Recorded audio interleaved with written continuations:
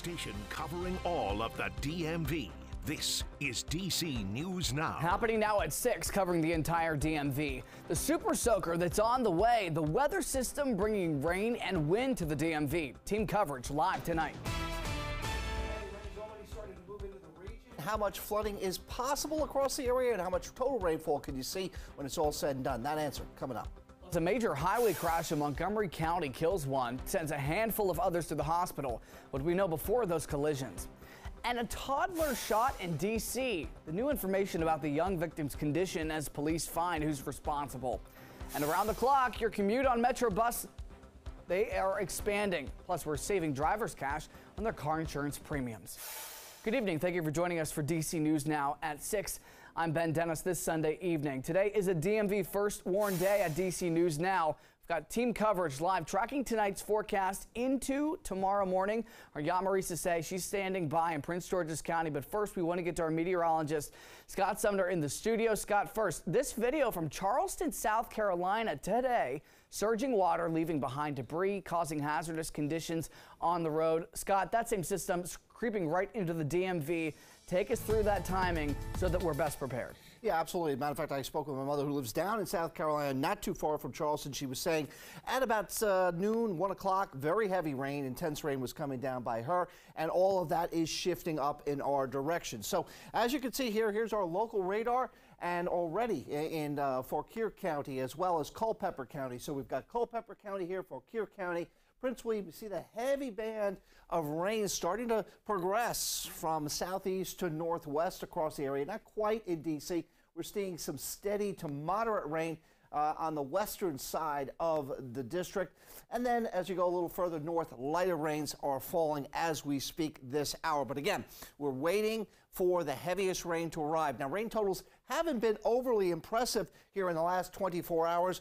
The most down around Orange at about 4/10, nearly half an inch of rain. But certainly these numbers are going to change as the hours progress throughout the overnight and going into tomorrow. We have flood alerts in effect. These have not changed since we spoke yesterday. The same counties that we saw yesterday under the flood watch, which pretty much encompasses all of the I-95 counties and points east and a little bit to the west.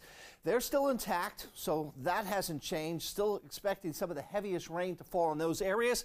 And here is your excessive rainfall outlook. Again, pretty much covering the same regions that are under the flood watch. So that kind of lines up. Now, in addition to potential flooding inland, we also have coastal flood alerts here, and we've got a myriad. We've got coastal flood advisories, coastal flood watches, and coastal flood warnings. We'll break that down for you coming up in my main weather in just a little bit. Plenty to cover, Scott. Thank you. And as we're tracking those conditions live, we're going to immediately turn to DC News Now's crew on the road right now in the district. You could see that rain coming down. A little bit of visibility problems with those wipers back and forth quite quickly.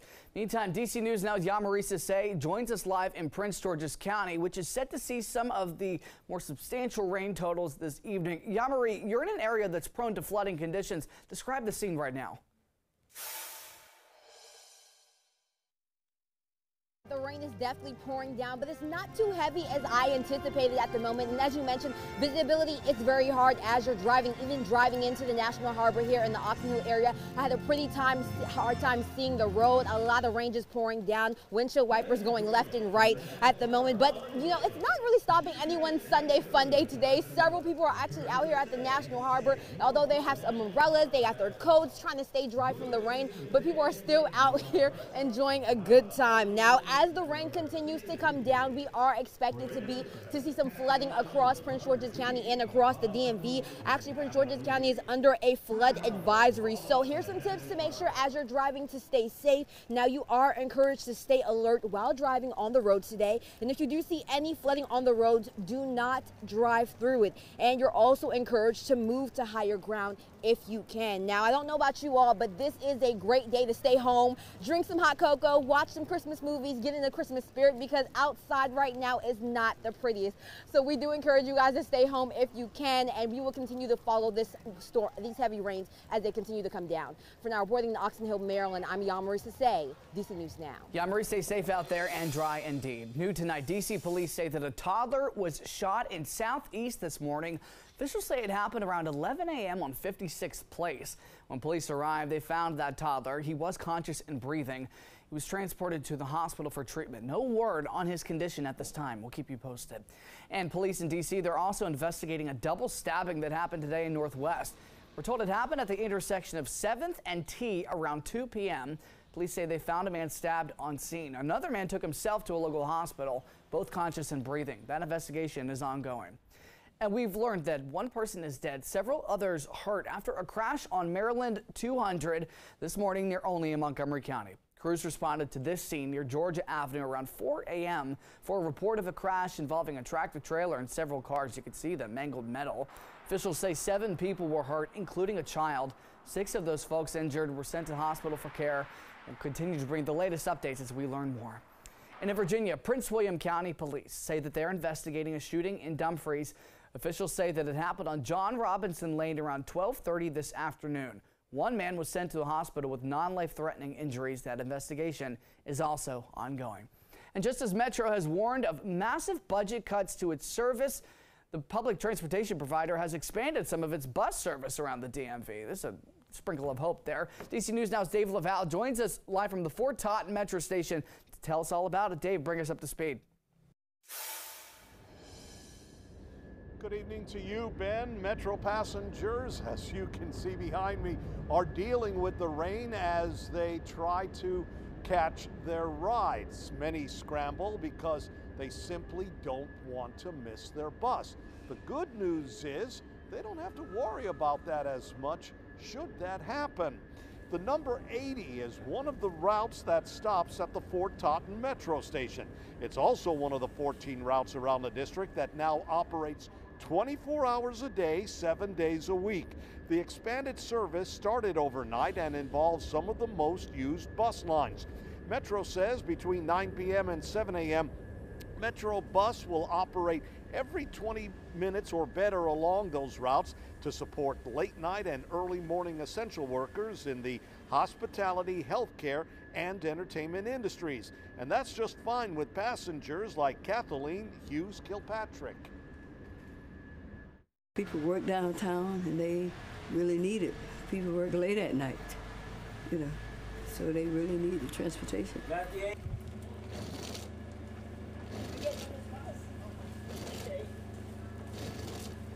Passengers who travel between 9 p.m. and 5 a.m. may request a courtesy stop so they can get off closer to their destination instead of a bus stop.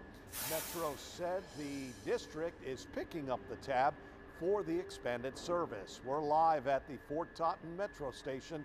Dave Laval, DC News Now. All right, thanks to Dave. Tonight, also breathing that weather. A reminder that starting tomorrow, Metro Red Line service will be suspended for 2 weeks between DuPont Circle and Gallery Place. This only affects the Red Line. Metro will make free shuttle buses available for those stations to Metro Center. WMATA says that they chose this time of year to make the repairs because there tend to be fewer riders. And as we inch closer into the winter months, Prince George's County officials are reminding people to clear snow and ice from their sidewalks if it comes about. The county requires that it be removed within 2 days of it falling. After 2 days, the county will issue a $100 fine each day the sidewalk is not clear. Officials are focusing their efforts on specific areas like near schools and apartment complexes where plenty of people are walking. The county will also emphasize snow removal along state highways, major roads, and public gathering places like churches. And in the Commonwealth, Prince William County will soon be home to the largest data center hub in the world. The Board of Supervisors voted 4-3 to approve the Digital Gateway project. Leaders and neighbors debated during a public hearing for 26 hours. That controversial plan in Virginia will rezone more than 2,100 acres of land in the Gainesville area. Advocates are excited for the opportunity. The project could bring more than an estimated $400 million in tax revenue to the county each year. But critics do have their own concerns about the environmental and noise pollution, some threatening to take the decision to court.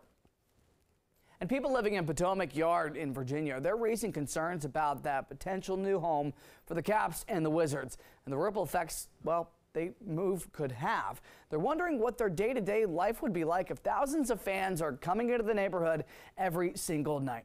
Well, some people excited that they might only have to walk a couple of blocks to the games. Others who say it's just not worth it for the trouble it could cause on those roads, often already busy.